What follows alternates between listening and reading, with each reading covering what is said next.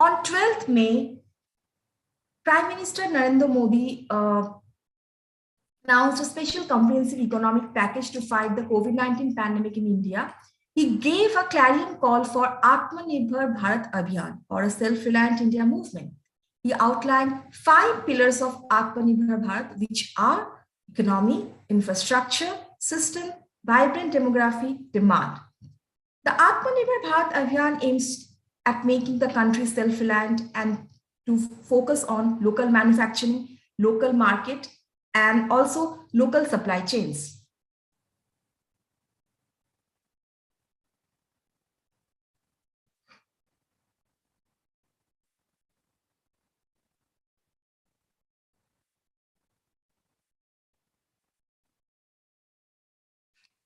Now, the existing literature so far on this era has revealed that women are lagging behind on a number of significant indicators and should be helped to improve their situation, and so that they can contribute to the process of nation building.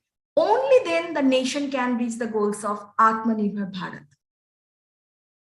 Moving on to my next slide, which clearly states the objective of our study. We have framed 3 objectives for this study. They are to ascertain the current situation of women in the country, to examine the underlying factors behind the situation, to suggest measures for ushering changes. Now, the methodology. The study adopted descriptive research design and is primarily based on secondary data sources such as NFHS 5, Census data 2011, and of course, National Crime Records Board data 2021. I'll be narrating the situational analysis of women. I'll be narrating the state of women in India in different indicators, from sex ratio to health to education, violence, political participation, labor force participation, etc. Moving on to my next slide. Sex ratio. Sex ratio of any country shows how a country treats their women. In India, it was unveiled that population ratio is 940 females per 1,000 of females as per the 2011 census. However, it is striking to see in the NFHS 5 data that we have 1,020 women per 1,000 men in India. Such a sex ratio has not been recorded in any of the previous 4 editions of the National Family Health Survey data. Moving on to my next slide. Early marriage. The median age at first marriage is 18.8 years for women and 24.9 years for men in the age group of 25 to 49 years, which has earmarked by National Family Health Survey data. Another data from UNICEF, which has revealed that 1.5 million girls under 18 get married in India, which makes it home to the largest number of child brides in the world, accounting for a third of the global total. Now, the health status of women in India. As you all are aware of that the maternal mortality continues to be one of the paramount public health problems in India. MMR rate is currently, which has NFHS 5 data has shown that MMR rate in India is 113 per 1 lakh live births. Anemia is one of the leading factor of maternal mortality rate, which is prevalent amongst 57% of women in India, which has once again clearly identified by National Family Health Survey data. But it has been noticed, however, it has been noticed that the share of institutional deliveries increased to 88.6%, which once again NFHS 5 data has pointed out. But unfortunately, the MMR data has not bettered in tandem with the institutional delivery rate. Now, the state of education, which the census data has clearly shown us that the female literacy rate in India is 65.46% against to their counterparts. So after 75 years of the independence, we failed to achieve 100% literacy rate. Now it comes to work participation rate. As per the latest periodic labor force survey report available for the year 2020-21, the estimated worker population ratio WPR on usual status basis for aged 15 years and above, both for male and female, was recorded 73.5% and 31.5% respectively. In another data, in FHS 5 data, where 32% of currently married women aged 15 to 49 years are employed in against to their counterparts, where male counterparts, which their data shows 98% of the married women, they have managed to get employment. When it comes to political participation, the situation has not improved a lot. Until now, we have got only one female prime minister and 2 female presidents. Lok Sabha has a total of 542 members, and out of which only 78 are female members.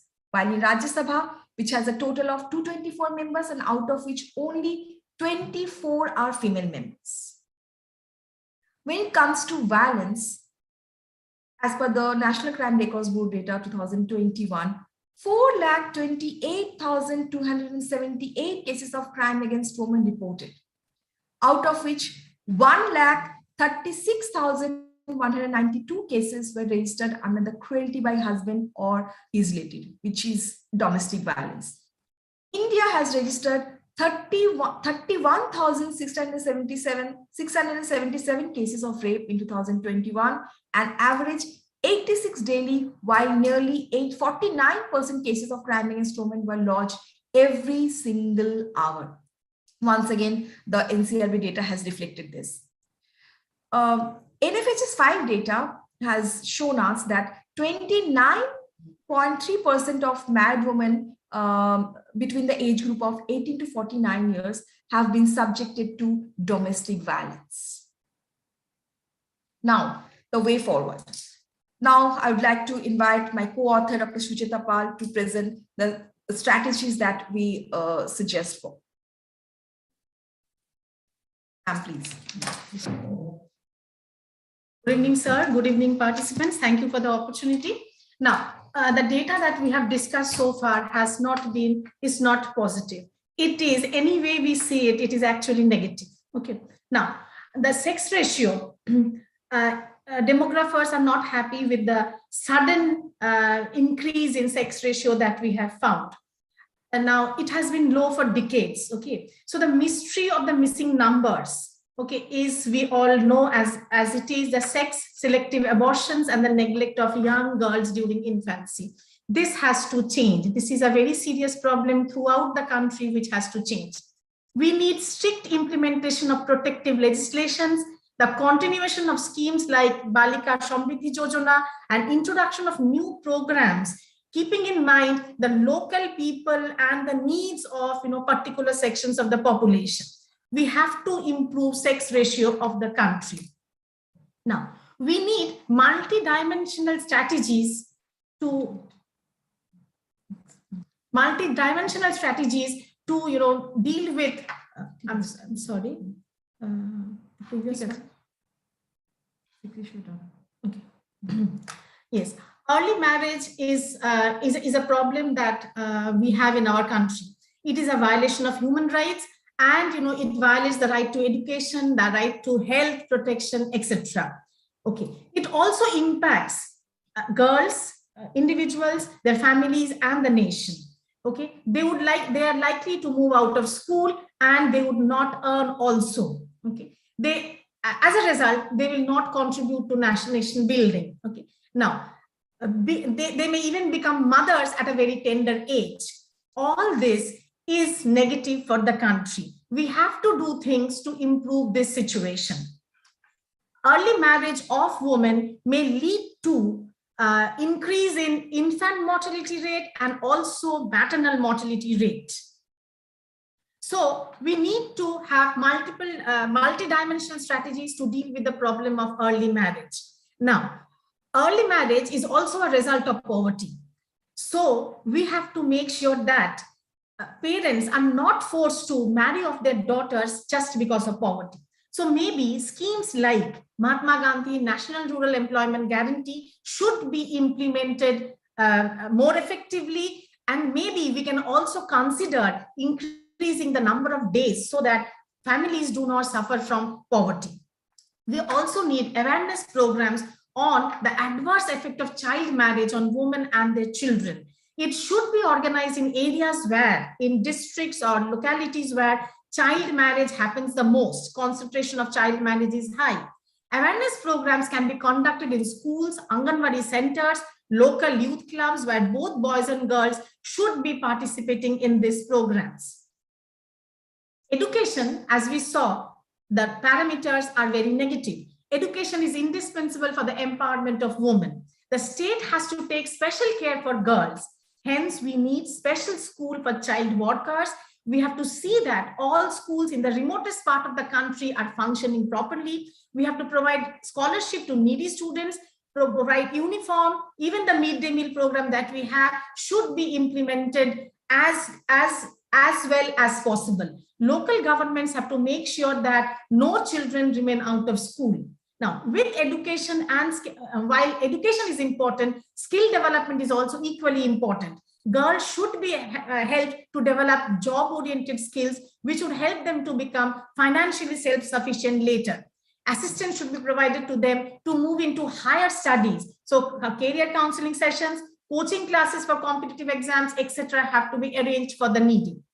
Now, lacking in education and skills, most women remain unemployed or work with little pay in the unorganized sector. Women's labor force participation is vital for Atmanirbhar Bharat Abhijan.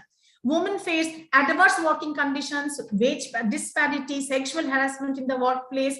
They also face problems of managing paid work and family responsibilities together. Now, it is essential that all girls get enrolled in schools and join job-oriented skill development programs. The new education policy may be very helpful in this regard. Vocational centers should be within the easy reach of every girl or woman. Skilled women with assistance of the government and financial institutions can start with their own business, thus leading to Atmanirbhar women. Assistance, guidance, and handholding should be done by the government bodies and development organizations. Close monitoring is a must in this kind of situations. Now, there is need of vocational centers within the reach of students, within the easy reach of women. CRES facilities is a must for all working mothers. There are situations where children drop out of school because they have to take care of their younger siblings. So CRES facility is a must. Some women, due to family responsibilities, are not able to work for full-time jobs. So part-time jobs, jobs with flexible working hours, online jobs, etc. Online job has become very common nowadays, etc. They can be arranged for women so that all women can take part, can become a part of the workforce and can contribute to the economic development of the country. Participation of women in the electoral process has not been positive. We want more women in the political process because once we have women in the political process, they will be, next one please. Once we have women in the political process, then only women's issues will come up for discussion in the parliament. Policies and programs will be more gender sensitive. So we need to promote women into leadership positions. We have to train them to take part in political processes. Reservation of seats in the local bodies has resulted in participation of women in panchayats and municipalities. Such steps should also be taken in the upper houses of the parliament also. Now, research on violence on women has shown that violence has harmful effects, have a lot of harmful effects on women. It causes health issues for women. It leads to unwanted pregnancy, miscarriages, HIV/AIDS, permanent disabilities, low performance rates, depression, anxiety, etc. The direct cost of violence against women includes lives lost, expenditure on medical treatment and psychological counseling, legal protection, providing shelters for women, etc. Excuse me, ma'am. Kindly wind up in a minute or two, please. Okay. So women have been has been victims of domestic violence for a very long time, but resistance to this patriarchal violence has not been so pronounced. Okay, it is common sense knowledge that powerful people will always abuse the powerless. So women need education, skill development, and financial independence to empower themselves. Information makes people powerful. All women should be made aware of the provision of the laws that protect them, of family counseling centers that are there, of short stay homes that are there for them. Appropriate implementation of laws, punishment of the guilty, relief to the victim will encourage women to seek support from police, courts, and other authorities. Their empowerment will help to reduce violence against women. Men should also be included in this awareness generation programs. In order to have Atmanirbhar Bharat, we need Atmanirbhar women. A big section of women, as we have discussed, for varied reasons, remain underpowered, causing barriers to the growth of the nation. The goals of Atmanirbhar Bharat can only be achieved when both men and women across socio-economic, religious, political groups participate in the process of nation building. Empowerment of women with education and skills is a key to promote their active involvement in the nation building process. It is essential that existing laws, policies, programs are strictly implemented and new ones framed to empower the women of the country. Thank you, sir.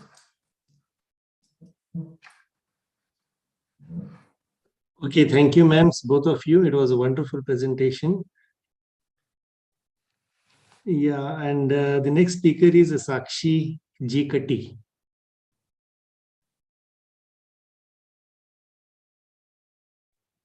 Sir, she'll join in half an hour, so the next presenters can continue till that. But I'm afraid there are only 2 participants. So she has to join Yeah, within 10 to I'm 15. calling them. I have informed them. I have called them and informed they'll join soon. Yes. Okay, next is Rahul Sanjeev Vyas. I don't think that person is also not available and he has not joined. And then the next speaker. Sir, Somalinga is there. She can present. Somalinga, and who is Priya? Sir, I'm Priya, sir. Somling Karni is my research guide, sir. Okay, but your I name would be is not presenting, there. sir. Yeah, but your name is not there in the list.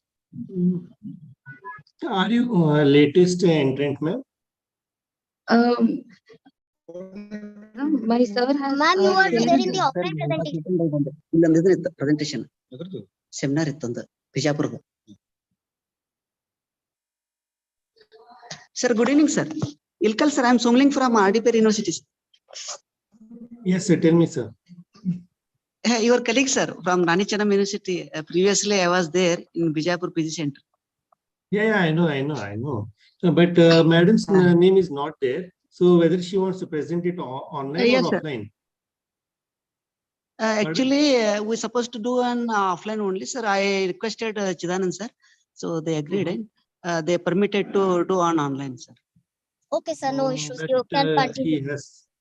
But he has not sir. told anything. I intimated, sir. Sir. Due to some personal reasons, sir, I could not come to Bijapur. Sir, but you should have informed me yesterday Sir, itself. I would permitted, have sir. added your name in the list. Actually, I spoke with Dr. Chidanand, sir, Okay. madam. Yeah, fine. Yeah, please continue. Yeah, please present.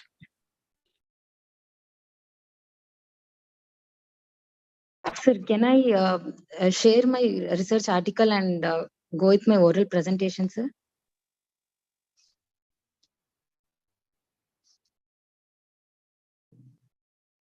Hello? Excuse me, sir. Sir, shall we Hello. proceed, sir? Yeah, you want to share your screen, Thank right? Sir, I will share the article, then I will be orally presenting, sir. Okay.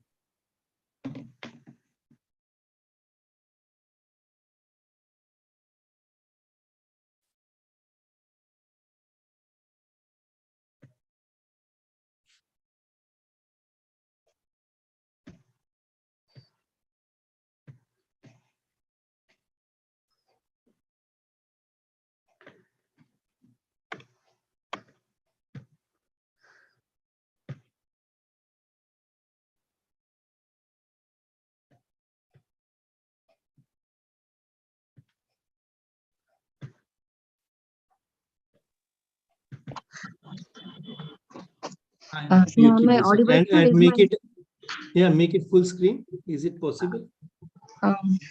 Full screen. I'll try, sir. Mobile leave anta barutte. Is it okay, sir? Yeah, it's okay. Continue. Yeah. Okay, sir. Yeah, please. Good evening, one and all present here. And first of all, I'm very glad to have got this opportunity to present my article. So coming to the, so I'm Priya MN, and my research guide is Mr. Sombling Karni, sir. And I have completed my Master of Social Work and from Karnataka State University, Panchayat Raj University, Gadag. Coming to the topic, so I have done research on the topic traditional occupation, a study on socio-economic status of bamboo artisans of Medar community. The abstract part wherein, abstract I would tell is Medar community is a tribal community which has been scheduled in ST list in the year 2011. So Medar tribe is called with different names like Medha, Medhar, Madru, Medaru, Gaurik, Buruda, etc. And some people belonging to this tribe, they speak in Telugu and Kannada. So the study which I have done is aimed to know the socio-economic, educational, health and occupational condition of bamboo artisans of Medar community. And also to understand their problems and needs relating to the practice of traditional occupation. So for this, I have chosen 56 bamboo artisans of Medar community and have obtained their socio-economic and have prepared an interview schedule and have interviewed them using the purposive sampling method. And this the practice of traditional occupation, as some of my results which I would like to highlight are they've obtained where the educational status is low, their socioeconomic condition needs to be improved, they have less knowledge about the health and related schemes and programs, and the practice of traditional occupation is decreasing because of the less availability of the bamboo or the increased demand for the plastic. So there is no regular income for them, and there is not even the marketing platform to sell their products. So also some suggestions which I highlighted were providing them or making them aware about the importance of the education and some strategies to be adopted so that some training is provided for them at their local area where they're staying. And also some chain has to be, value chain has to be developed so that from the plantation to till the marketing of the product, some marketing of their product has to be some chain has to be created for them. This is the introduction part. Already have said it is nothing but the Medar tribe. They're called with Medha, Medaru, Madaru. And in the Gadag district, the total population of Medar tribal group is 555 as per the census data of 2011, and which includes 288 males and 267 females. So these bamboo artisans, these are traditionally their occupation is bamboo crafting. And their pedigree was found from 12th century, and they celebrate all the festivals celebrated by the Hindus. So this, I would like to highlight about the traditional art of Medars. So bamboo crafting is their traditional occupation, and they have been practicing since 12th century. The bamboos, these people worship the bamboo as their god in the name Kambi Malaya. And they use the materials such as katti and vambu, and mainly the bamboo, to prepare their bamboo craft.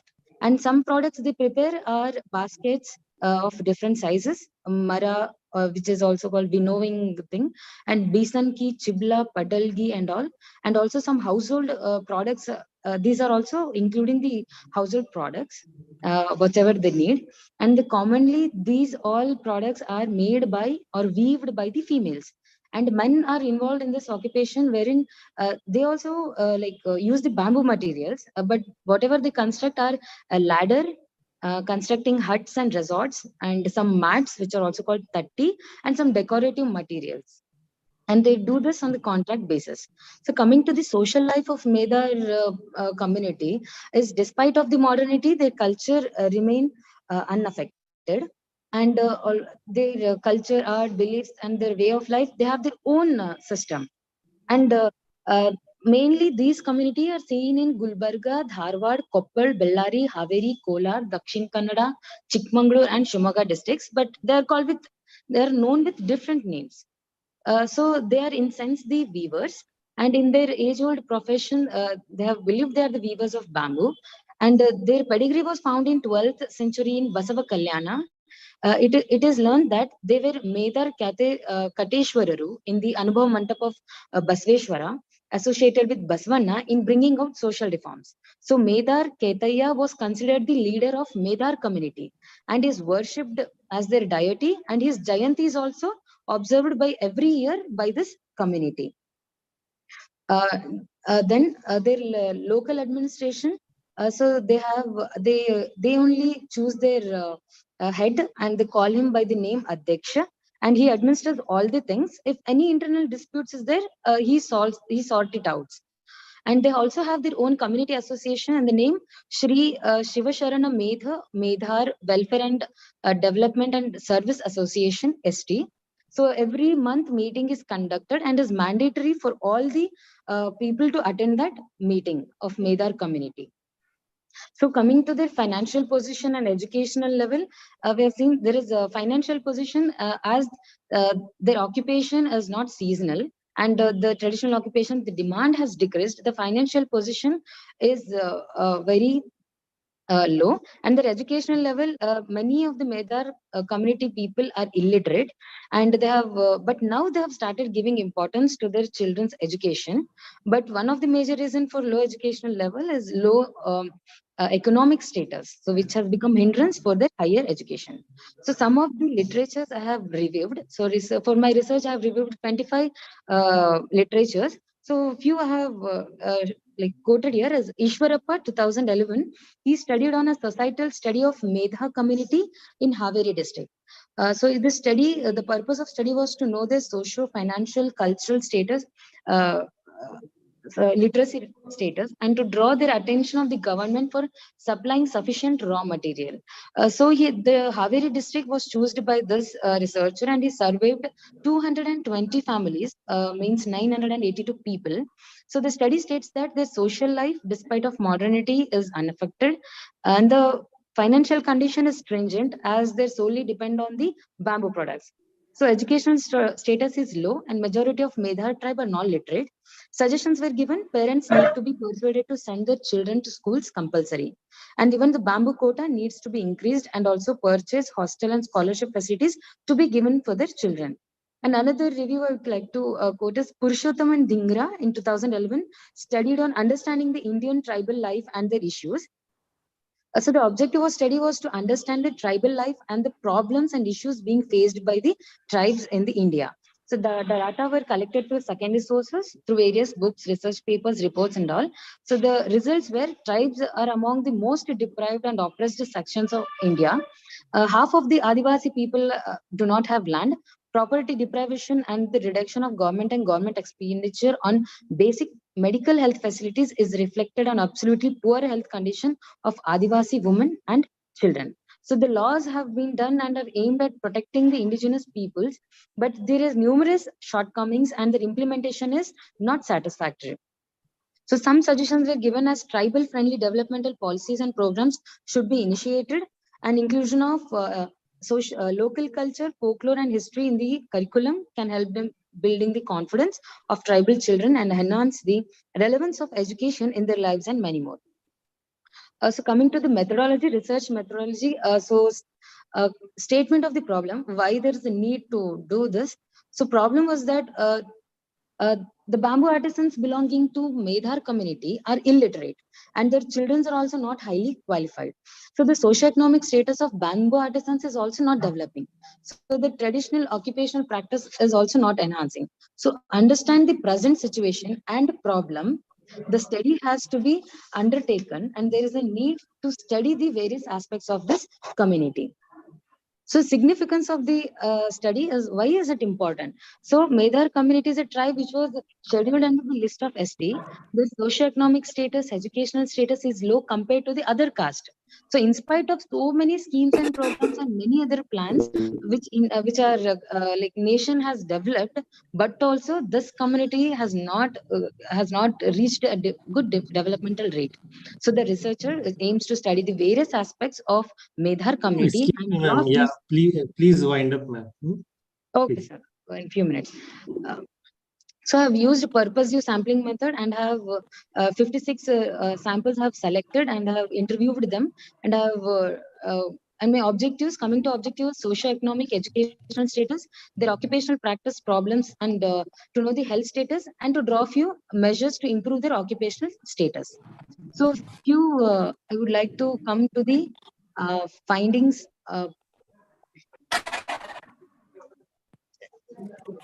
Results and discussions. I have discussed about the educational level and the earnings from the traditional occupation and reasons for decrease in the occupational practice and interest to receive training to improve the present status of women and health status. So some findings which I have found are, I would like to highlight are most of the respondents who practice this traditional occupation are female and adults, and they are practicing this occupation since 21 years and above. Educational status of this respondents is very low, and many of them are illiterate. All the respondents are native to the place, and they do not have agricultural land, and only half of the respondents have their own house. They do not have any land ownings. So many of the respondents are dependent on the agent to purchase their raw materials and do not have their own marketing platform also. So they practice bamboo crafting daily. They give 5 to 8 hours. They do the practicing occupation and preparing the bamboo products. So they do not have any other livelihood option also, because the primary occupation is traditional occupation, that is bamboo making. And most of the respondents like they earn only between 500 to rupees 2500 from this traditional occupation, and their total family income is also very low. So this shows the how the quality of life is affected because their income is low. And also they do not want their children to continue practicing this traditional occupation because to go for the higher education, but they have very less income generated. And the professional identity cards for them is also this facility. They are unaware about this facility. Example, artisan card. And the occupation is seasonal, and all the respondents use traditional equipments. And half of the respondents are interested to join the producer organization. And the practice of Ma'am, traditional. please kindly conclude, ma'am, please. Okay, sir. So some suggestions I would like to say, only 2 or 3 I'll be saying, sir. One is mainly to become self-reliant. They need a marketing platform, and their quality of life has to be increased, sir. But for them, they need a change, sir. Wherein from plantation, there is no availability of the bamboo for them. So the bamboo had to be made to them available, and they also need a marketing platform, and they need knowledge about why the education is important for them and their children, and how it helps them for the future, and how the new technology and trainings will help them. So such facilities has to be made at the local area. And also some national bamboo mission, this there is a scheme which is provided by the central government. So this scheme also they don't have any idea about it, so this knowledge have to be provided for them. Coming to the conclusion part, Medar community, so the recognition they have got in 2011, but their development is still is not developed up to the level. So they're not conscious about the loans, facilities, programs, and schemes, and some are losing interest. So our main focus should be sustaining their occupation so that they lead a sustainable life. So making them, it also they have a huge exports from handicraft exports from India has reached 25,706 crores. So we know that there is a huge contribution, and this contribution can be sustained or has to be increased only if they get support from the government. That is the main thing I would like to say. And the government efforts, along with awareness, can bring them forward. Their socio-economic development is must, and even the people must make use of such facilities and develop themselves. So strategies should be adopted, which includes training of artisans, optimizing end-to-end value chain spanning from plantation and resource generation of to marketing of value-added finished products. Their effort will surely help them to the large extent. They must be ready to learn new things and should participate so that their interest can help them to make up new plans. So it is lastly, I would like to say, sir, for making Bharat Atmanirbhar and also the people. So like these artisans have been lagging behind. They're not coming forward, sir. So in these schemes and programs have to reach them. So nation can only be built and only their quality of life should be.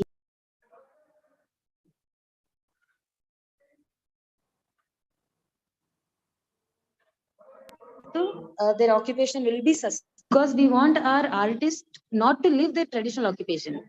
we want this traditional occupation to be sustained, so that our country, culture, and our social everything should be sustained.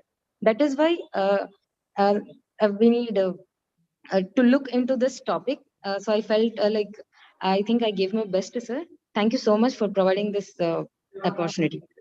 Yeah, yeah. Okay, thank you, ma'am. And then just one question to you. Yes, sir. Have you included a review of literature? Yes, sir. 2, 3 I have included, sir. Mhm. But I have in my research paper I have done 25 article reviews, sir. Because in the previous slide, Yes, just sir. change the slide, ma'am. Next to this. No, conclusion. Conclusion, sir. Yeah. Uh, Here, yes, yeah, previous one. yes, sir. This one, yeah. What you have mentioned, Meda community has gained recognition in 2011. So you could have elaborated this. Yes, sir. Uh, Means from where the source, sir? No, means in 2011, which act was being granted and all those details you should have included. Nevertheless, you can, even now also you can incorporate those things, ma'am. Okay, sir. I'll include that, sir. Okay. Yeah. Under which Okay, thank you, Priya yes, ma'am sir. and Somling sir. It was really very intriguing and thought-provoking and very informative. Thank you, sir. Thank you, sir. Next is our own PG Center student, Shrishel Hatti. Hello, Shrishel. Are you there?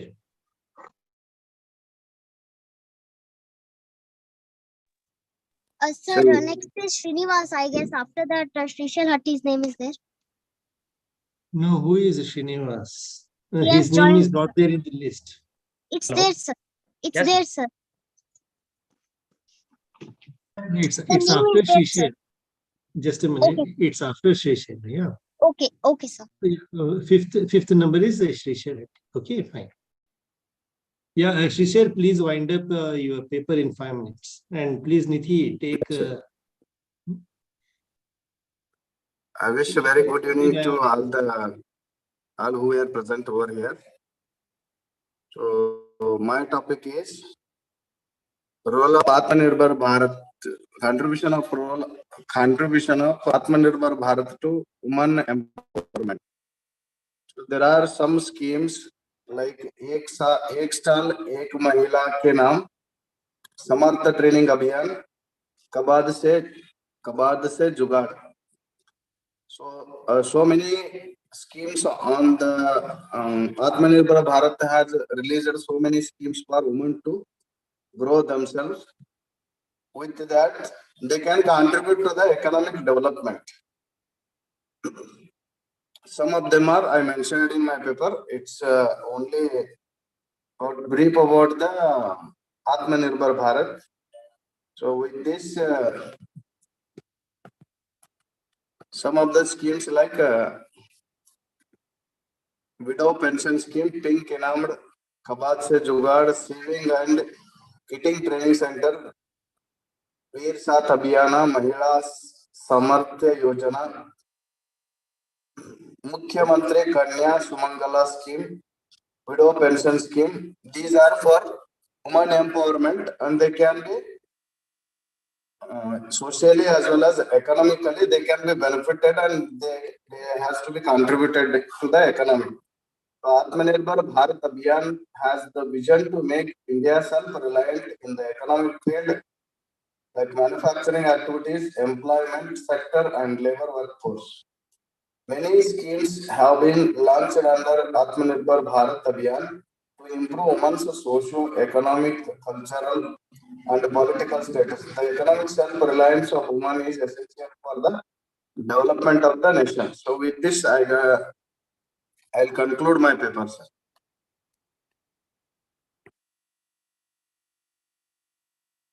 Fayyaz, sir. Sir. Hello. Yes, Shrishel. Haan, sir. Yeah, continue. Is there any problem? No problem, sir. Just I concluded my paper with highlights of the schemes, sir. Okay, so you are done with your presentation, right? Yes, yes, sir. Okay, okay. Thank you. Thank you very much, sir. Okay. So next is Srinivas. Are you ready? Yes, sir. Yes, I'm ready, sir. Yeah, please. Okay. One second, sir. I'm sharing the PDF.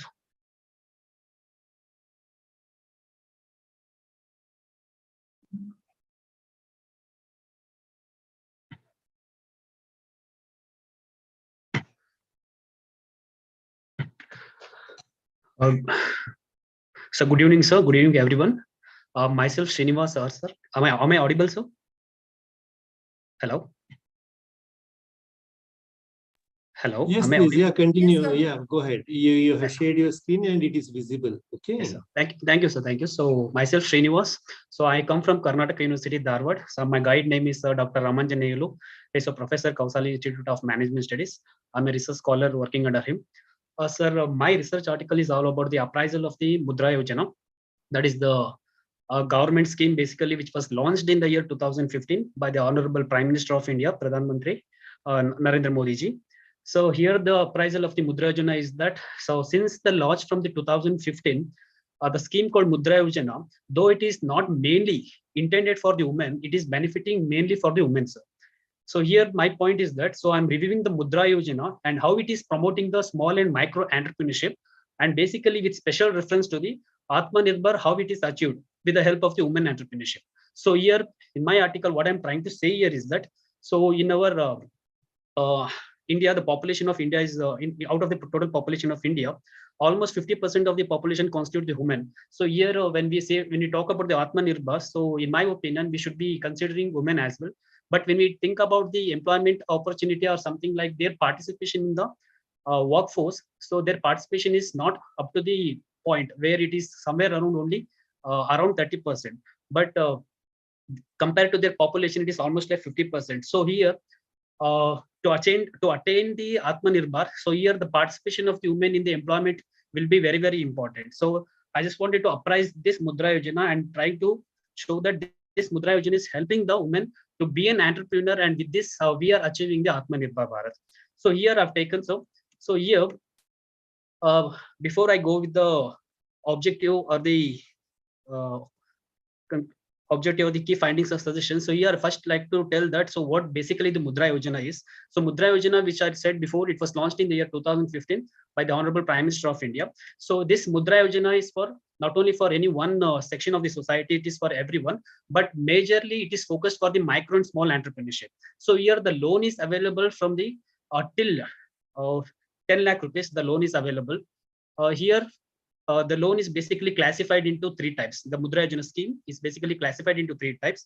The one is Shishu category, the other one is Kishore category, and the third one is the Tarun category. Here, under the Shishu category, the loan is available up to 50,000, and in the Kishore category, the loan is available from 50,000 to 5 lakh, and from the Tarun category, from 5 lakh to 10 lakh. So this is how the loan has been classified, or the scheme is been classified. But when we go to the, as per the official report here, interestingly, what we can able to find out is that, so the major beneficiaries out of the scheme is women, that is almost 70%. So this is what the key findings of my research article. So here, if you go to the table, so of the women beneficiaries, so which have been taken from the Pradhan Mantri Mudra Yojana annual reports. So here, the Shishu category, the women beneficiaries, the number of accounts opened in the year 2016 is so 2,84,72,000, but it has been increased tremendously in the year 2019 to 3,57,17,217. So this is the major this thing. So but not only Shishu, when we go to the Kishore category also, we can see tremendously the growth from 60 to 6,25,000 to 2,98,000. And here the total, if you go to the women beneficiaries also, from the year 2016 to 2019, we can see the tremendous growth rates. So here, like I said before, the major beneficiaries are women. So if you go by numbers also, the women beneficiaries from 2016-17, so 16-17. So we can see the huge difference in the major beneficiaries, not only in terms of the accounts open, but also in terms of the amounts dispersed to them. So the key findings which I could able to find out throughout my apprising the Mudra Yojana is that under Mudra Yojana, more number of women are becoming entrepreneurs in terms of opening the accounts under various components of Pradhan Mantri Mudra Yojana. So like I said before, out of the three components, if you see carefully, so which comes under the Shishu category, where the loan is up to 50,000, the majority takers are women, almost 70%. And in that 70%, what is more interesting is that the SC, ST, and the OBC category, women are taking more number of accounts. They are opening their accounts, are taking the scheme or the loan for their business purpose. Here, more number of micro and small entrepreneurs and enterprises of business are created under the scheme. So in this, the more number of small entrepreneurs are enterprises and entrepreneurs are created, and more number of women entrepreneurs are created. Yeah, okay, Srinivas, please wind up in a minute or two. Okay, sir. Okay. Sir, here the final conclusion is that Atmanirbhar means achieving self-sufficiency in business. In business, the term Atmanirbhar means not being dependent on any country for product or services. This is that is producing the product or services using our own resources and meeting the needs of our people, which is entirely indigenously produced goods and services. And to achieve this Atmanirbhar, the participation of not only men but also the women is also essential in business. By starting the small enterprise and producing the goods and services, which is being self-sufficient and meeting the needs of the local people.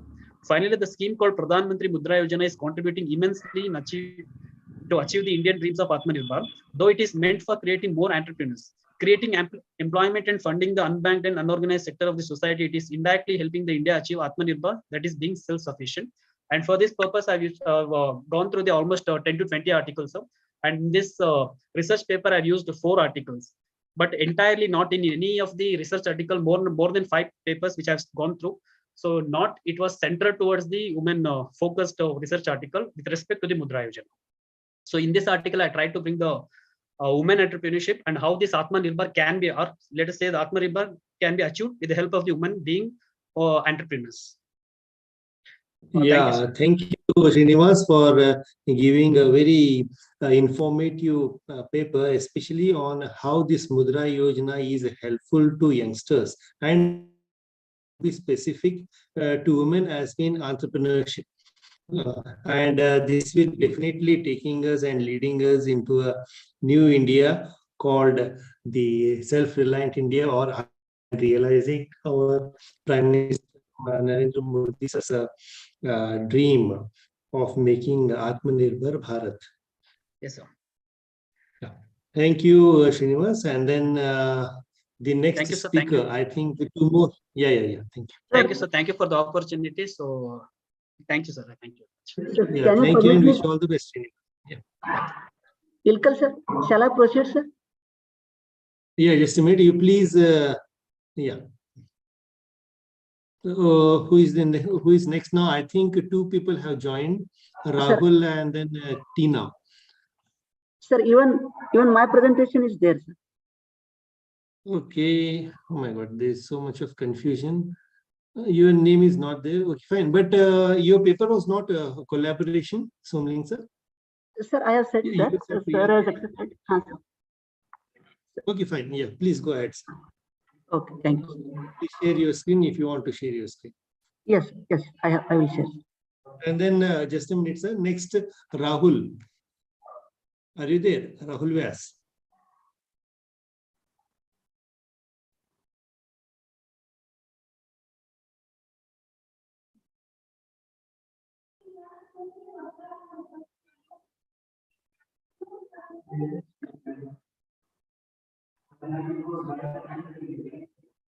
Rahul, are you there? Okay. How about Tina? She is there. I think she has joined. You please be ready. Yes, sir. Yeah, next. You are next. Okay, sir.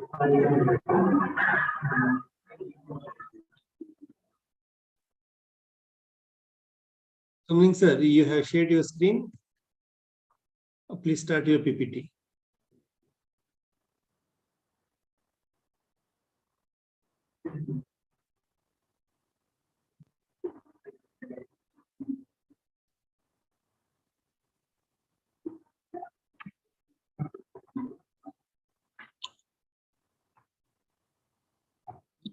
Somling sir.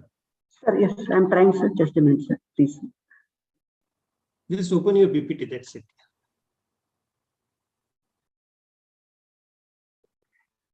Which one, sir? You have shared your screen. So now share your PPT. Open your PPT. Okay.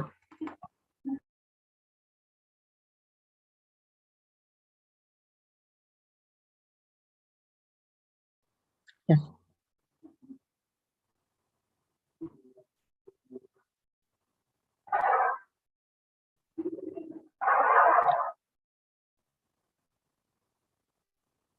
Just a minute, sir.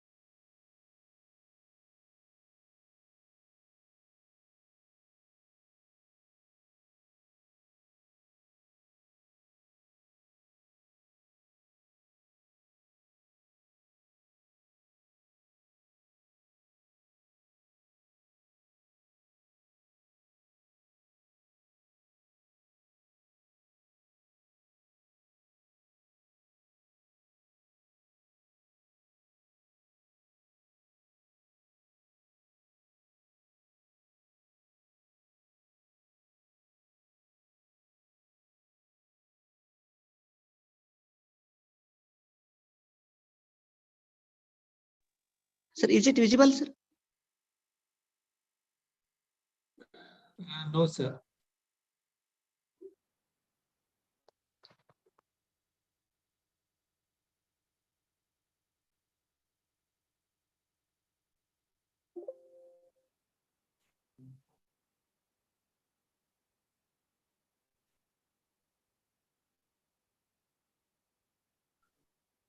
Sir, doesn't matter. You just proceed. Not an issue. Yes, sir. Thank you, sir.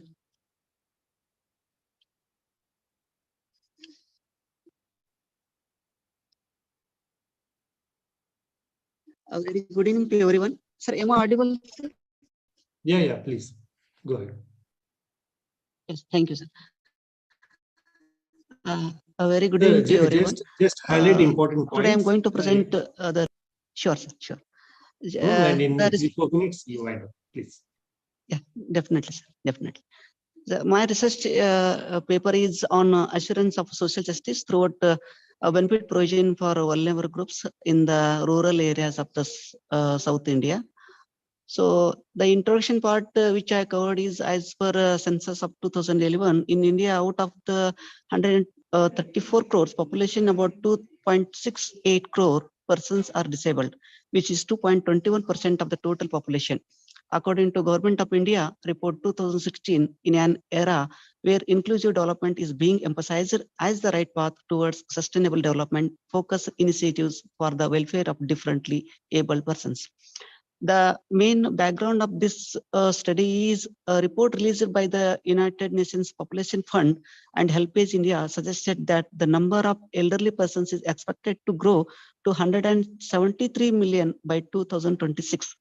The father of our nation, Mahatma Gandhi, opined that good governance demands respect for human rights, strengthening of democracy, the responsiveness of the state and its institutions to the needs and aspirations of the people, and inclusive citizenship are impressive to good governance. The major topic which I have covered in the paper is the majorly focuses on vulnerable groups, pension schemes, differently abled, social justice, and elderly schemes. The objectives of this study is to assess the recognize the senior citizen for the pension scheme, to assess the recognize the differently abled persons for the disabled pension scheme, and last one, to explore the reasons for not getting the pension scheme benefits. The methodology which I have adapted for this study is a cross-sectional mixed method was used to assess and recognize the eligible persons for the benefit schemes through house-to-house visit in the 5 villages of Gadag Taluka. In this study, we have facilitated for the eligible persons to obtain the benefit through proper channel. And the result which you have found in the study, we have interviewed around 1,398 senior citizens and 304 differently abled persons was included from the 5 villages. Among them, 90 persons were identified as not receiving the senior citizen benefits under the scheme. Majority was opined that difficulty to arrange the required documents to available the benefit.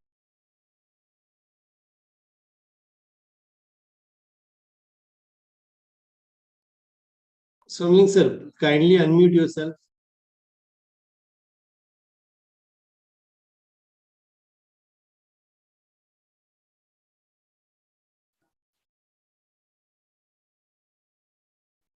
Somling sir.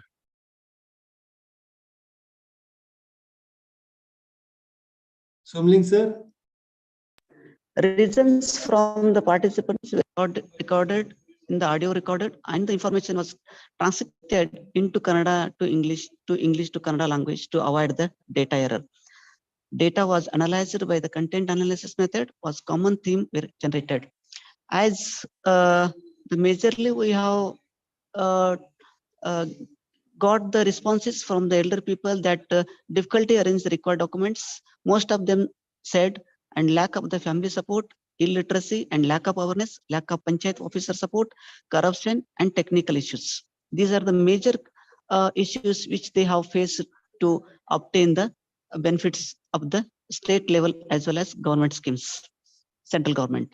The conclusion which I have covered here is house-to-house survey was helped to identify the beneficiaries. With the involvement of civil society, it is possible to achieve the social justice and common strengthening in the rural areas. The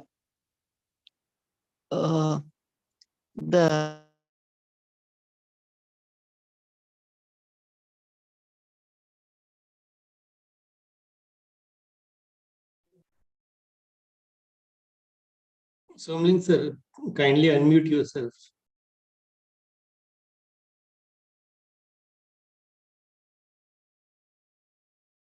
Somling sir. Once again, you have muted. Was above 60 years, but they were not able to receive the benefits.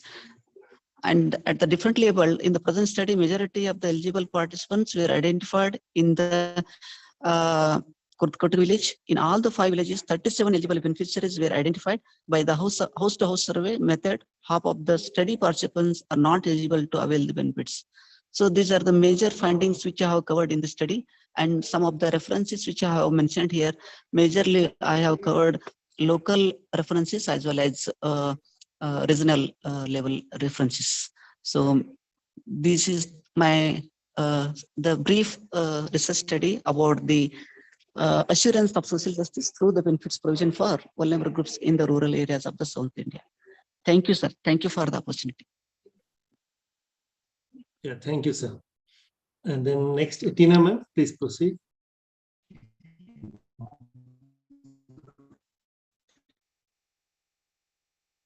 Kindly unmute yourself.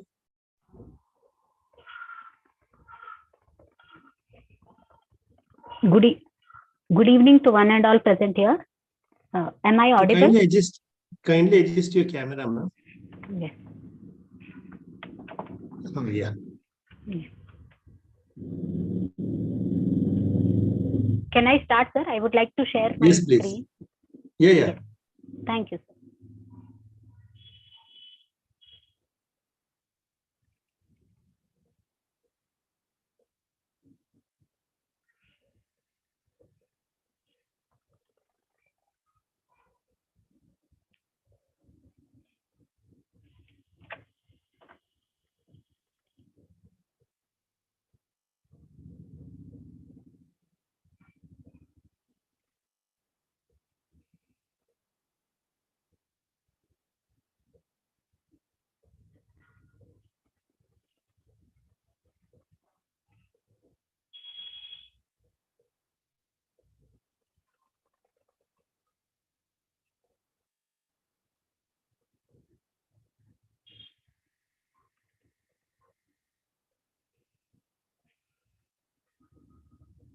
Please make it full Yes, screen, ma'am.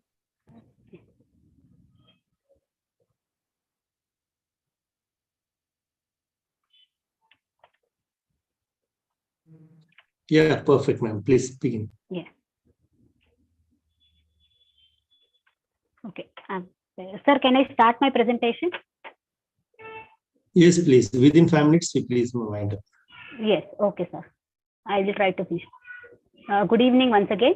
My topic is Small Finance Bank, a differentiated banking to foster financial inclusion.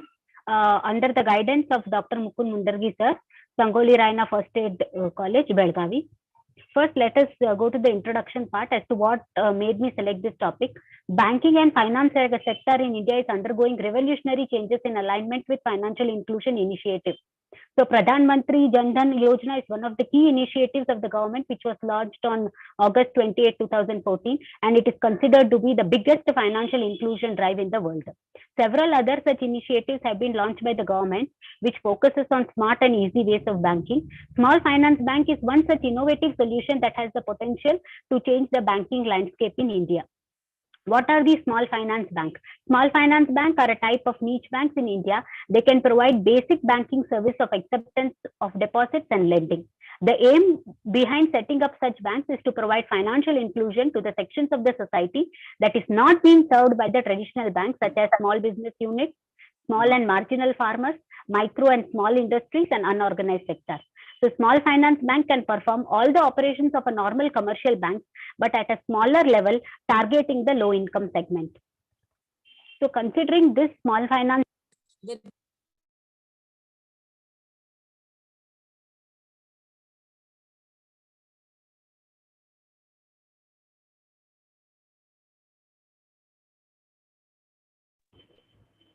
sorry sir, the research objectives that I have framed is to track the financial inclusion history of our country, to analyze the functional framework that is being set for small finance banks, to track the evolution of small finance banks in India, and to analyze the challenges that are faced by small finance banks in India. So the research methodology, the study is based on the secondary data collected from the various websites of RBI and the other Indian small finance banks. So the first objective that is concentrating on how the financial inclusion events have been started from 1956 until 2006. We can see that first the Imperial Bank was nationalized, then the National Credit Council was set up, then lead bank scheme was introduced, priority secting lender norms were laid down, regional rural banks were established, NABARD was established, self-help groups linkages programs was launched to support the females of the rural areas. SIDBI Foundation was established for making provisions of microcredit. Finance Department of Government of India have passed microfinance institutions. Revised guidelines are given for financial literacy centers, Jan Dhan Yojana, Mudra Yojana. Then in the year 2015, Small Finance Bank, and in the year 2016, payment banks have been started. So whatever details that have given with the year of year shows that India is trying for financial inclusion right from the beginning, and till the work of the government is still going on, and the government is also trying to progress.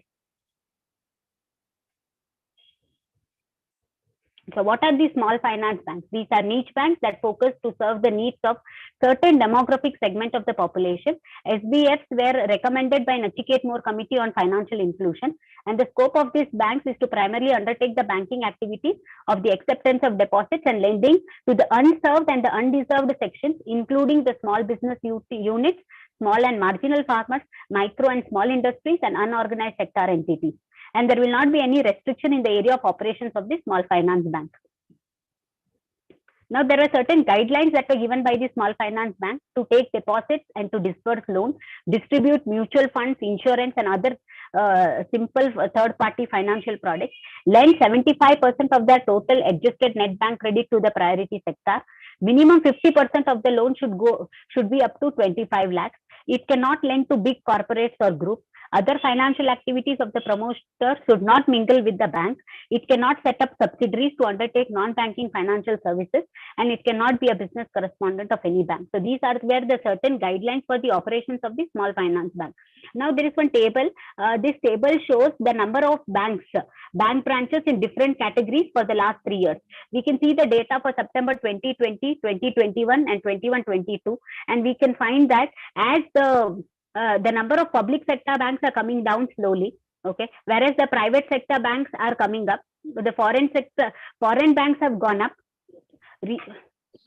Tina ma'am, yeah, please kindly wind up in a minute or two, please. Okay, fine. And the small finance bank, we see that it is getting a good scope and the number of banks are going on increasing from year after year. But these banks are really improving, but there are certain threats and challenges to this small finance bank that is hindering financial inclusion. Some of the threats are high cost transformation, cost of deposit mobilization, competition, adoption of technology, you lack issues in HRM and things like that. So I would like to conclude that small finance banks are meant to promote financial inclusion in India. These banks are performing considerably well and they have good potential all over India as financially excluded people are at large in India. Small finance banks are significantly promoting financial inclusion and almost 95% of the branches are established in rural and the semi-urban areas of the country.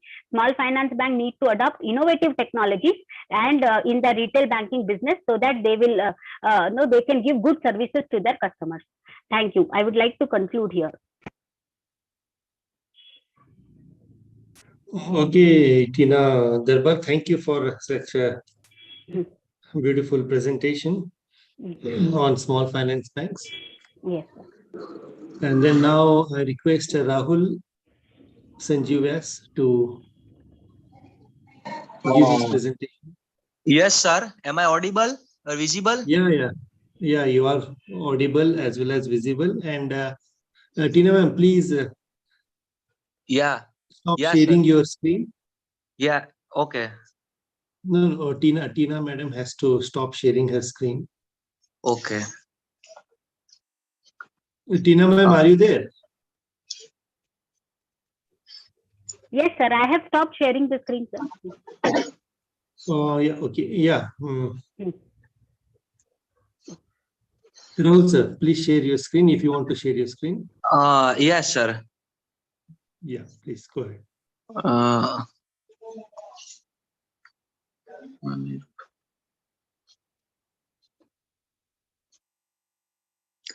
Sir, I can't share my, I'm not able to share my, because I have a document file, Word file. Can I explain? क्या मैं ऐसे ही बात कर सकता हूँ? मैं ऐसे ही present कर सकता हूँ, sir? Yeah, fine. Please go ahead. Okay.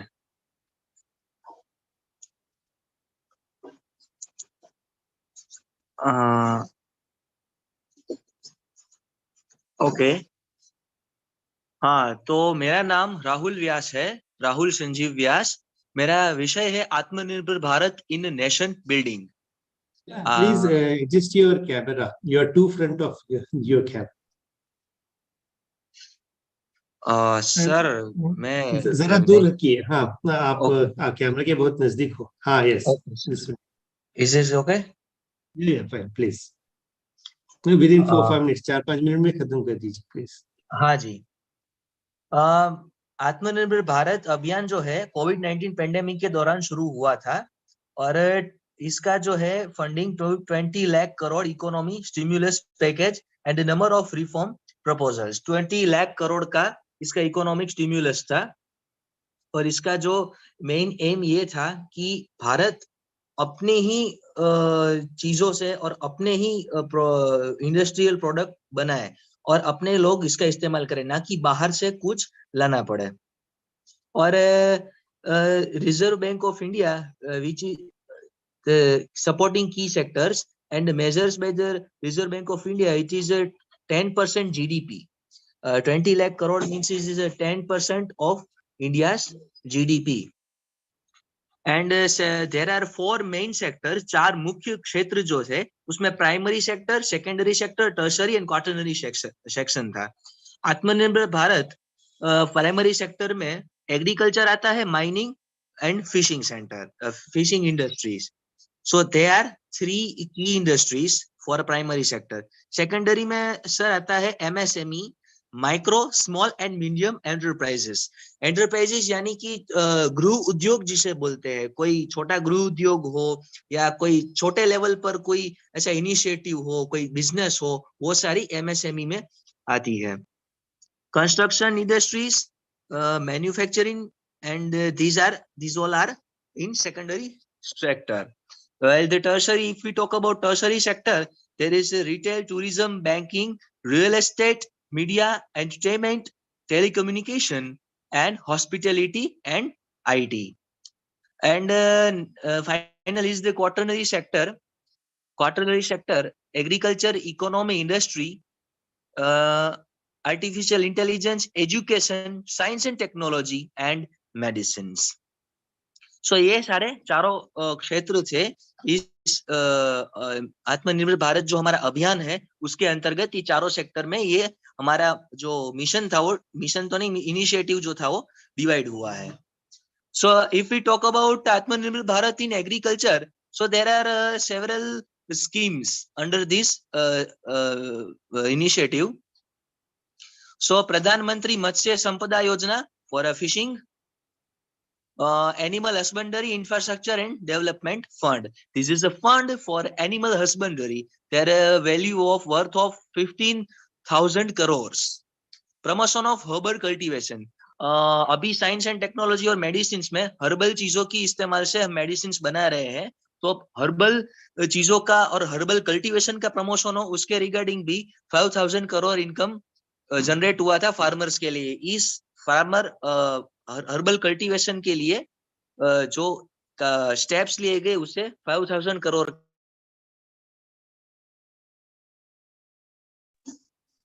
Okay, Audible? Yeah, Hello, yeah, sir. you are. Yeah, you Okay. are. Please. Okay. The National Medicinal Plant Board is a NMPB is a board for medicinal plant. ये जो board है वो medicine plant का registration भी करता है और इस चीज का आगे मेडिसिन में क्या उपयोग है उसका चीज का भी ये मैनेज करता है. सो ये एनपीबीबी में has supported 2.25 lakh hectare area under the cultivation of medicinal plant. 2.5 lakh Hector जितना हमारे एरिया है वो अलग अलग एरिया को लेकर इतना 2.20 लाख हेक्टर था वो उन्होंने प्रोवाइड किया है कल्टीवेशन के लिए. Beekeeping initiatives and operation green. Operation Green is a price fixation scheme that aims to ensure farmers are given the right price for their product. सभी फार्मर्स को उसके हक की कीमत मिले उसके लिए ऑपरेशन ग्रीन शुरू हुआ. तो इस तरह एग्रीकल्चर में आत्मनिर्भर भारत है. एंड आत्मनिर्भर Bharat in pharmaceutical industry. India has secured third rank in the pharmaceutical industry in the world. As India is a large country, large nation, and its economy is very large. So India has also secured third rank in pharmaceutical industry. ऐसा नहीं है कि भाई nation बड़ा है इसलिए third rank है, ऐसा नहीं. फार्मास्यूटिकल इंडस्ट्री हमारे भारत में सबसे ज्यादा है इसलिए थर्ड रैंक पर है. And pharmaceutical products are produced in net worth of 17504 crore, 1,75 lakhs 40,000 crore in the financial year of 21-22. So this is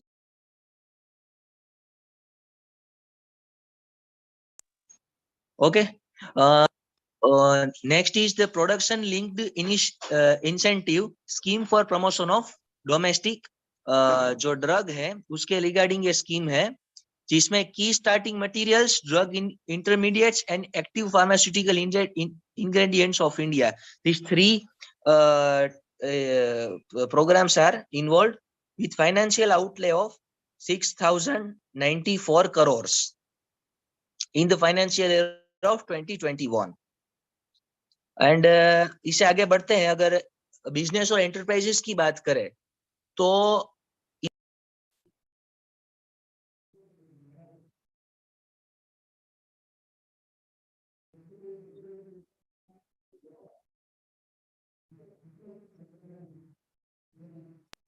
कोई इस चीज का हमें इस देखने को मिलता है. The government will announce a new coherent policy where all sectors are open for private sector while public sector enterprises will play an important role in defined areas. A list of strategic sectors requiring the presence of PSC in a public interest will be notified. ये सब जो है हमारे business enterprises में ये सारी चीजें include इन्होंने की है आत्मनिर्भर भारत के मिशन अंतर्गत और इनिशिएटिव के अंतर्गत. अदर इंडस्ट्रीज में अगर देखें, since it's launched in 16th January 2016, the Startup India initiative जो था January 2016 में start हुआ था, roll out the several programs with the objective of supporting entrepreneurs, building robust startup ecosystem, and transforming India into the country for job creators instead job seekers. Startup India जो है उसके regarding भी बहुत सारा changes हुआ है। Rahul sir जरा 1 minute में वाइंड अप कर दीजिए प्लीज। हाँ, ओके, मैं कंक्लूजन पर ही आ रहा हूँ सर। ओके, तो हाँ, so conclusion is the self reliance India means आत्मनिर्भर भारत जो है वो एक सक्सेसफुल मूवमेंट रहा है जिसमें बहुत सारे सेक्टर और इंडस्ट्री को इंक्लूड किया गया है और ग्रोथ भी हुआ है। आत्मनिर्भर Bharat and other various schemes and projects are responsible for making India the third largest economy of the world. So ये हमारा आत्मनिर्भर भारत का मेरा presentation था, and my guide is Dr. Sandeep Chovatia and I am from CVM University, Vallabh Vidyanagar, Anand. Okay, thank you, Rahul. Ji sir, thank you so much. Yeah, welcome. Thank you for such a wonderful presentation. And then next is Manali. Hello, sir. Yeah, I see. Actually, there is some confusion. There are 2 topics on your name. Yes, are you sir. going to present 2 papers or just 1 paper? So I am going to currently present only 1 paper. Okay, and then who is this Hasina Simani? Her name is not there in the list. I have no idea, sir. Okay, Manali, yeah, please go ahead and you can share your screen if you want. No, sir, I do not have a screen. I will just present a gist of my paper as I'm outside. I'm so sorry, I was not aware of the reschedule of the session. So it's okay. I apologize for joining no, from no, outside. It can happen with anyone. It's yes, sir. Yeah, please. So my topic is Gandhian concept of self-reliance and village economy, a revisit. And first of all, I would like to introduce myself. My name is Manali Bipin Momaya. I'm working as a PhD research scholar at the Department of History and Archaeology, Karnataka University, Dharwad. Being a student of history, it is always a pleasure to revisit important theories of the past. And as we are talking of economy and self-reliance or Atmanirbharta, I think it is very apt and prudent to look into the Gandhian concept of village economy. Because at that time, that is during the pre-independence and independence era, Gandhi had a very strong following, and his ideas of economy were also very well known, very popular. But today somehow we have forgotten about those ideas, and it is important that we revisit them. So the main core of Gandhian village economy was khadi. According to Gandhi, every village of India used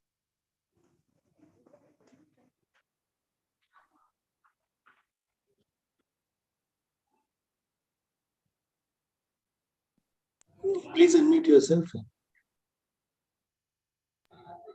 am I audible now? Yeah. Yes, sorry for that. So during the before the British advent into India or the European advent, Indian villages were self-reliant because every village produced its own agricultural produce, whatever was necessary, and they had all of their own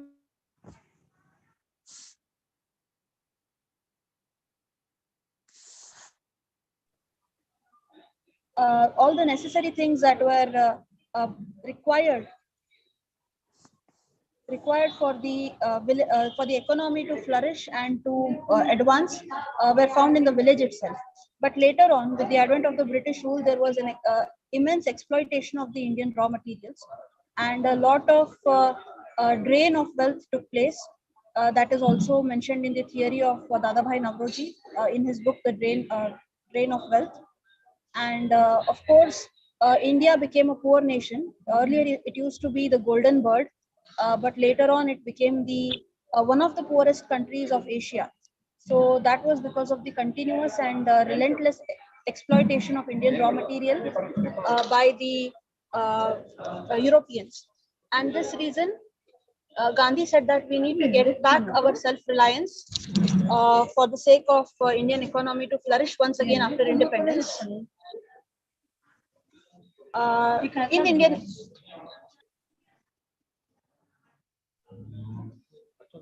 In Indian in the village economy, khadi was the main important thing. According to Gandhi, every village should produce enough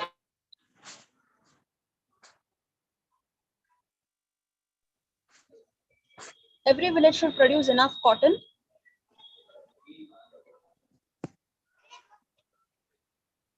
Sorry.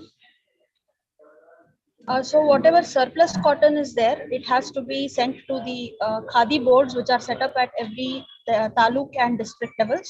The remaining khadi, which is not surplus, that is which is required by the village, it should be distributed among each household of the village, and children, older people, those who have retired, then women who are working as housewives, and all the seasonal unemployed people. That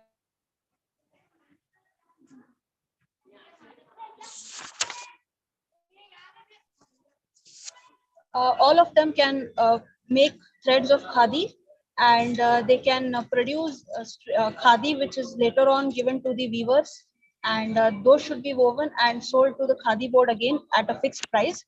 And in this way, India will not only have the concept of self-reliance, that is, as we know now as Make in India, but also Indians, they will have employment. All the people, not only those who can go out and work, but those who can sit at home and also work, including children and the elderly. Besides, according to Gandhi, solution to most of the problems of Indian economy, because through khadi, not only the weavers and the people who spun the threads, but also carpenters, blacksmiths, and all other kinds of occupations, they got work. And that is why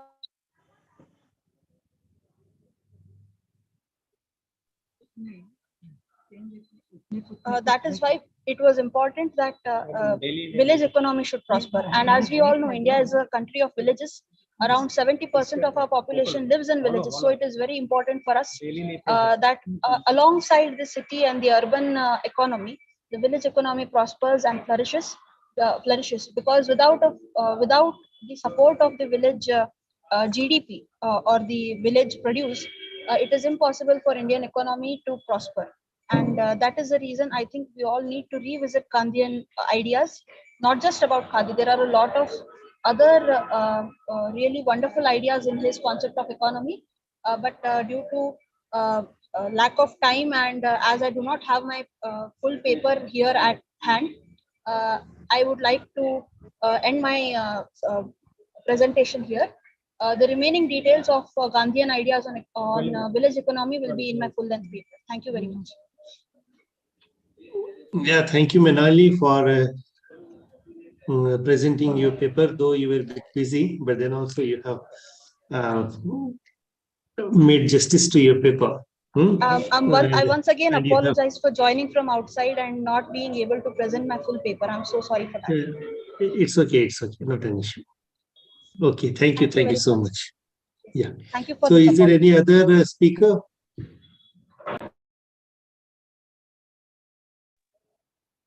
Or we are done for today? Sir, myself. Excuse me. Hello, sir. Yes, please. Sir, myself, Hasina Aksimani. Okay. I am a research scholar in Department of Sociology, Karnataka State Akkamadi Women's University, Vijaypur. Hasina Aksimani. Okay. Yes, sir. I'm sorry, but your name is not there in the list. But have you taken permission? Sir, Nidhi Ma'am says you join this Zoom meet, so that's why.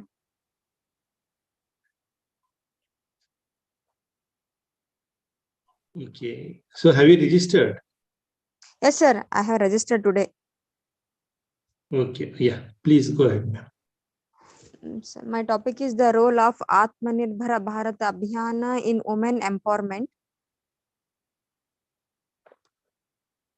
The significance of the Atmanirbhar Bharat Abhiyana in empowering women will be critically examined in this essay. The goal of Atmanirbhar Abhiyana is to make Indian economically independent in terms of manufacturing, employment, and labor force. For the progress of the country, women economic independence in curriculum, in the growth of the Indian society and the country as a whole, women have been instrumentally. Under the Atmanirbhar Bharat Abhiyana, numerous progress have been introduced to raise the socio-economic, cultural, and political standing of women. Protection of human rights and political emancipation of women in constitutions have resulted from it. Women have been actively involved in politics and there have been significant changes in how they vote.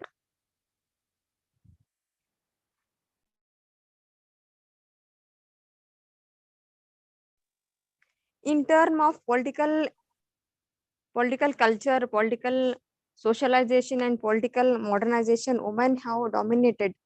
The study examined the Atmanirbhar Bharat Abhiyana effects in Prime Minister Narendra Modi parliamentary district, paying particularly attention to women's empowerment. The empowerment of women constituency has benefited greatly from numerous Atmanirbhar Bharat initiatives, including Ek Stall, Ek Mahila, Ek Naam, Samarth Training Abhiyana, and wood toy craft, Beti Bachao Beti Padhao, मुख्यमंत्री Kanhaiya सुमंग scheme, and so many others. It has brought about significant improvement in women's economic empowerment and way of life. It will clarify the pattern and most present of dynamics of the Atmanirbhar Bharat Abhiyana in women empowerment in these settings or in this study. In the case of Indian, fundamental principles of the gender equality are incorporated into the preamble, fundamental rights, fundamental duties, and directive principles of the Indian Constitution. Okay, ma'am. In a minute, you please conclude your argument. Okay, sir. Only we say the summary findings and summary. The Atmanirbhar Bharat Abhiyan will provide people more economical power. India's economy will be favoring, however, without eliminating gender inequalities. This initiative could fail. The examines of the Indian economy depends significantly on women's financial inclusion. However, due to prevailing the socio-cultural norms and barriers to equal involvement in the Indian economy, the theoretical under planning and Atmi Bharat system were reviewed and concern regarding to special economic package were also covered. In this article, it is without a doubt one of the particular measures of the strength, the economics of the 5 pillars, the economy, infrastructure, system, dynamics, demography, and demand. It is the agricultural growth where better work prospects are found at the top, starting with laborers and farmers.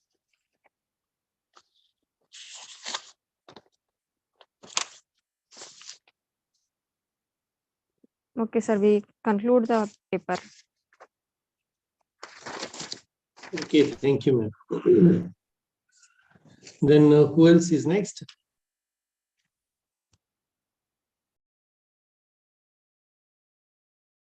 Okay, fine. So I thank all the participants for giving us various insights on Atmanirbhar Bharat. It may be Rupa, Biswas, or Rahul, Srishail, Tina, Srinivas, Manali, and then Somning sir, Priya. So all papers were very interesting and intriguing and thought-provoking as well. And then I definitely, I believe that these papers will definitely take us forward, and then it is a firm step towards sustainability. Thank you for being a part of this conference, and I also thank the organizers for having given me an opportunity to chair this session. Thank you and good night. Take care. Thank you, sir. Thank you so much, even. Thank you for that. Thank you, sir. Thank you, sir. Thank you, sir. Thank you very much.